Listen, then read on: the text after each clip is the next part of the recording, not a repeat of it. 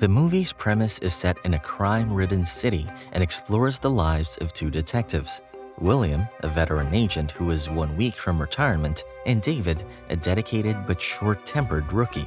On a rainy Monday morning, the detectives get called to a crime scene to investigate what appears to be a homicide case. On their arrival, they discover the victim is a middle-aged obese man who had his hands and legs tied. After an autopsy is carried out on the dead man, it is revealed that the victim had been forced to eat to death. The report also shows the murderer had been quite meticulous with the act and had it drawn out for several hours. In light of these bizarre facts, an experienced William deduces the culprit may be a serial killer. The veteran detective predicts that the kill was the first of an upcoming string of many and realizes it'd be a tough case to crack. As a result, the soon-to-be retiree asks that he be reassigned to a simpler project. However, the detective's plea is denied and he's forced to continue with the ongoing case. Later that day, William returns to the victim's house to further inspect the crime scene. There, he finds the word gluttony written on a wall behind the refrigerator. William takes a picture of the writing, after which he returns to the precinct. The following day, another homicide case is reported, thus proving William's serial killer theory. This time, the victim is a defense attorney who was bled to death in his office. This already gory scene is further intensified by the word greed spelt out in blood on the office floors. Upon further investigation, David finds that the victim's blood was also smeared on his wife's picture. After 2 concurrent murders, William puts the clues together and realizes the written words on both crime scenes are actually some of the 7 deadly sins. He deciphers the culprit would make 5 more kills, 1 for each sin, and decides to act fast to stop the murderer before that happens. At nightfall, William goes to the local library and reads all the material he can find on the deadly sins. From them, he discovers the 7 sins are named gluttony, greed, pride, lust, sloth, envy, and wrath. The veteran detective continues studying these materials all through the night as he searches for any clues that could help solve the case. The next day, William and David resume work at the precinct.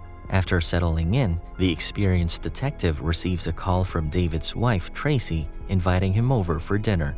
William is initially surprised by her offer, but eventually agrees to come over after some cajoling.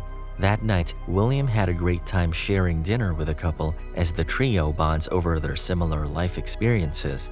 After dinner, William and David resume working on the unsolved case as they further analyzed all the evidence they've compiled thus far.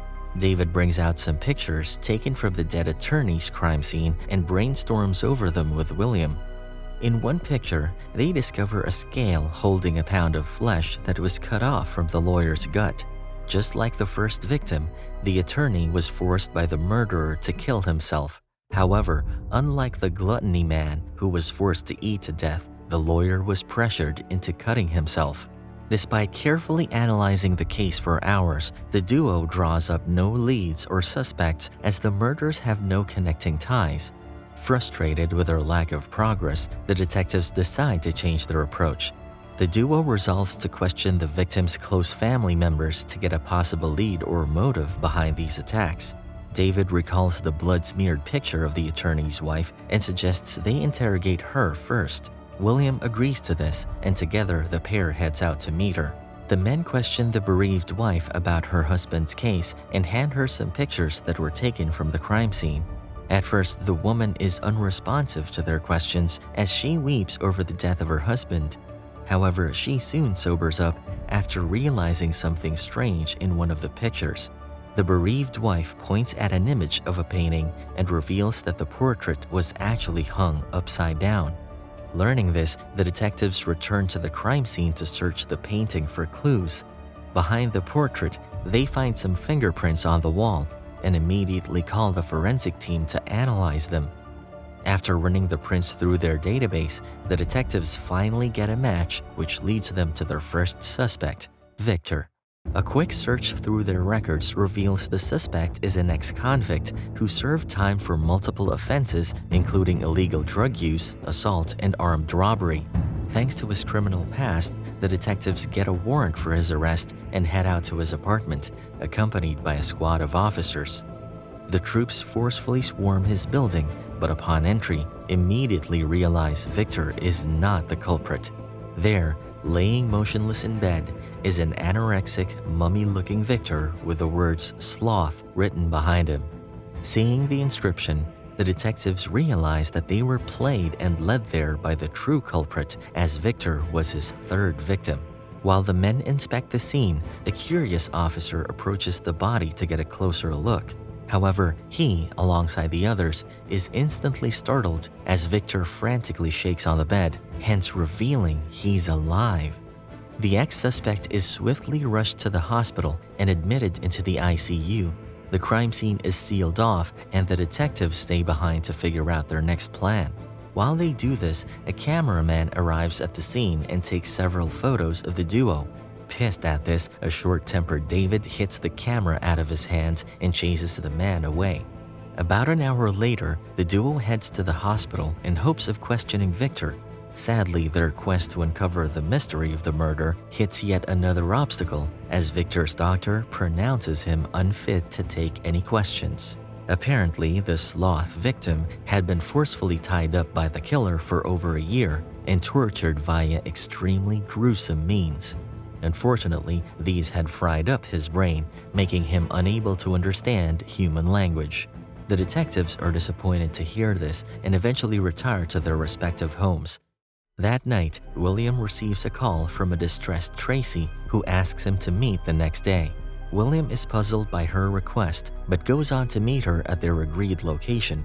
There, Tracy reveals she has no friends in the city and merely needs a listening ear to discuss things with. She reveals she's pregnant with David's child but is unsure about having a baby in the city due to its extremely high crime rate. William is empathetic to her plight and offers some heartwarming advice that helps put her mind at ease. After the meeting, Tracy thanks William for his help and bids him goodbye as he leaves for work. Upon getting to the precinct, William and David brainstorm for potential leads they could follow. Right then, the duo thinks up a stellar plan to track the culprit by investigating the local library. The two detectives draw up a list of books about the 7 deadly sins and get an FBI agent to run a search for people who've borrowed said books in the past year. The search finally gives the detectives a new lead as a man named Jonathan Doe is shown to have a very suspicious reading pattern. The duo gets Jonathan's address and quickly heads over to his apartment for questioning. On their arrival, they discover his room is locked and patiently wait outside for him.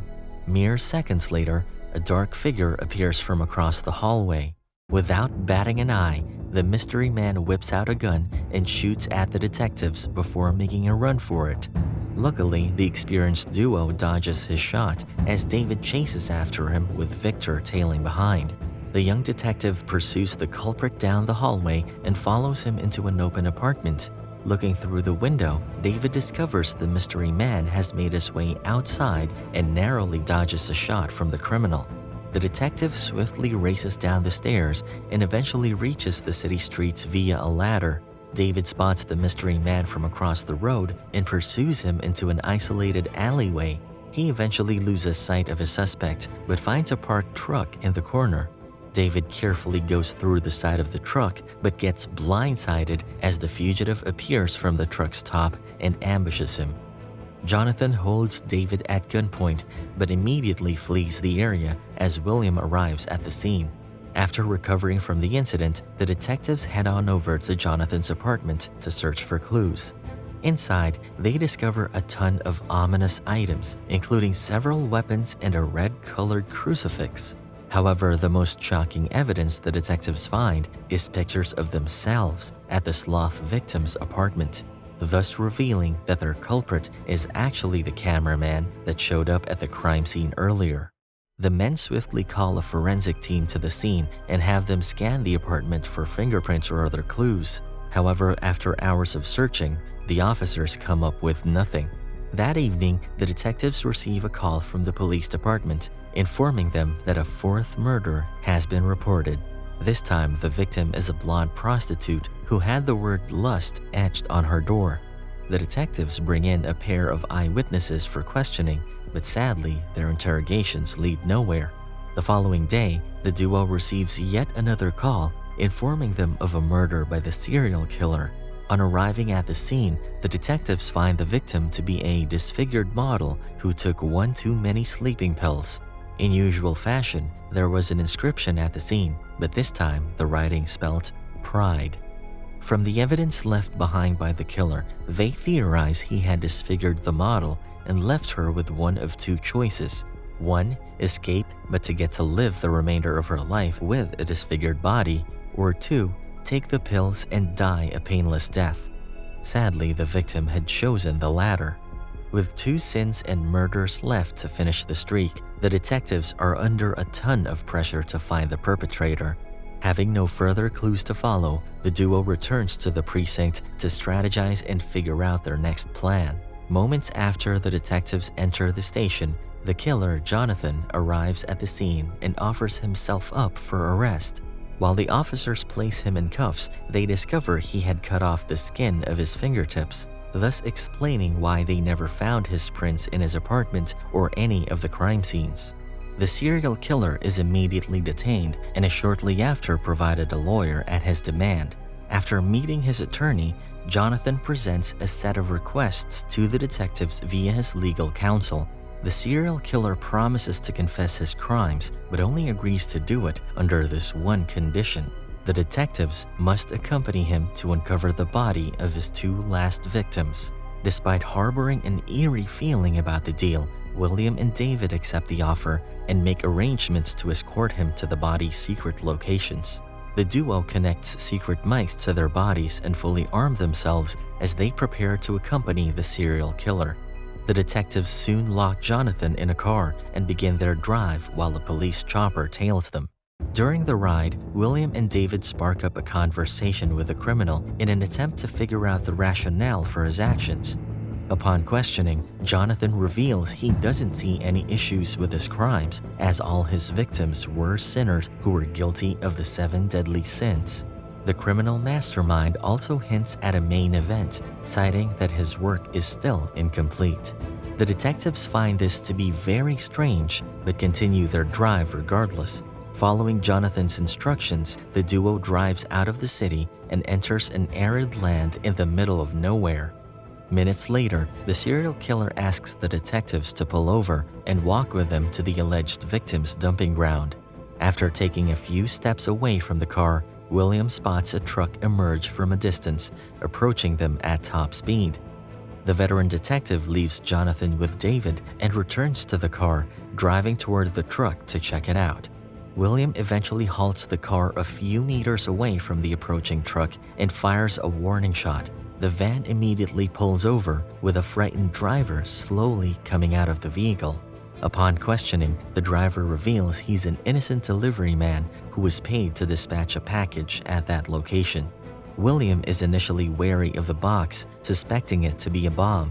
However, he musters up the courage and tears open the package. On seeing the box's contents, William's face immediately drops as he's left horrified by what he sees. There, inside the parcel, is Tracy's decapitated head.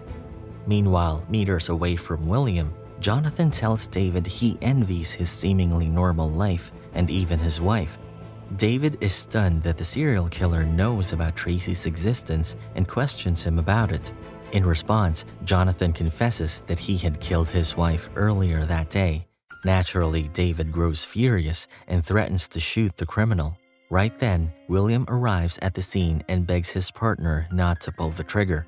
The veteran detective explains Jonathan had set this up to be the final act, with his death being the punishment for envy and David's potential arrest the punishment for wrath. Despite William's pleas, an enraged David pulls the trigger, instantly killing the mastermind on the spot. The movie ends with David's arrest, implying that Jonathan's mission had finally been completed. And that's a wrap for this movie recap. Thanks for watching.